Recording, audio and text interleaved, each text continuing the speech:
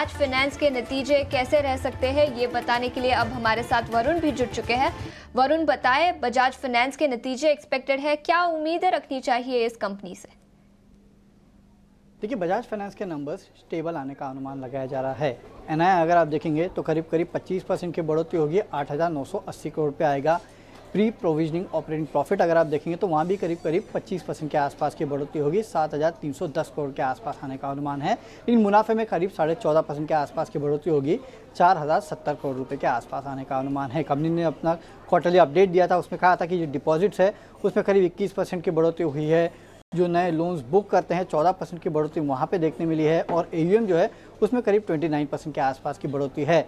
Analyst मान के चल रहे हैं कि जो ओवरऑल स्प्रेड से हो सकता है कि वहाँ पे थोड़ा बहुत कंप्रेशन देखने मिले, हालांकि कॉस्ट टू एवरेज एयूएम जो है उसमें कमी होगी, और साथ ही साथ जो क्रेडिट कॉस्ट है वो स्टेबल रहेंगे। कुछ ही मान के चल रहे हैं कि हो सकता है आपको वहाँ पे थोड़ी बहुत कमी देखने मिले, यानी कि एसेट क्वालिटी जो है वो काफ़ी हद तक कंपनी की स्टेबल रहने वाली है। तो कॉस्ट ऑफ फंड्स थोड़े बहुत गिर सकते हैं, और साथ ही साथ जिस तरह से कंपनी अपने प्राइसिंग को कर रही है, यानी कि बेटर प्राइसिंग के चलते आपको हो सकता है कि जो ओवरऑल निम्स है उसमें थोड़ी बहुत बढ़ोतरी देखने मिले। हालांकि अब तक हमने जितने भी एनबीएफसीज देखे हैं वहाँ पे निम्स थोड़े बहुत कम हुए हैं, लेकिन यहाँ पे लोग मान के चले कि शायद निम्स में थोड़ी बहुत बढ़ोतरी देखने मिल सकती है। तो देखते हैं कि बजाज फाइनेंस किस तरह का परफॉर्मेंस देता है। Q2 का अपडेट तो इस कंपनी का अच्छा था, और ओवरऑल अगर आप देखेंगे तो हमारा भी मानना है कि कंपनी के नंबर स्टेबल रहेंगे। तो बजाज फाइनेंस के नतीजों पर सबकी नजर रहेगी। वरुण, शुक्रिया पूरी डिटेल्स के साथ जुड़ने के लिए। सुमित, आपसे पूछना चाहूंगी, टेक्निकल्स पर देखें तो बजाज फाइनेंस और बजाज फिनसर्व क्या फ्रेश पोजीशंस लिए जा सकते हैं, और अगर किसी के पास ऑलरेडी पोजीशंस है तो दोनों स्टॉक्स पर क्या राय रहेगी? देखिए, यहाँ पे दोनों ही सिनारियों में जो रहेगा वो 65 टू 6600 का जो जोन है वो एक अपॉर्चुनिटी की तरह हम यूज कर सकते हैं। जिनके पास स्टॉक होल्डिंग में है उनके लिए ये एक स्टॉप लॉस का काम करेगा, क्योंकि अगर 6500 यहाँ पे ब्रेक कर रहा है तो फिर ये मल्टीपल वीक या फिर मल्टीपल सपोर्ट्स का ब्रेकडाउन होगा, तो वहां पे एक एग्जिट की सलाह रहेगी। अदरवाइज यहाँ पे अगर 65-6600 के जोन में थोड़ा सा सपोर्ट ले रहा है और कोई भी रिवर्सल यहाँ पे हमें पैटर्न फॉर्म होते देख रहा है तो फिर यहाँ पे एक फ्रेश बाइंग अपॉर्चुनिटी बन सकती है।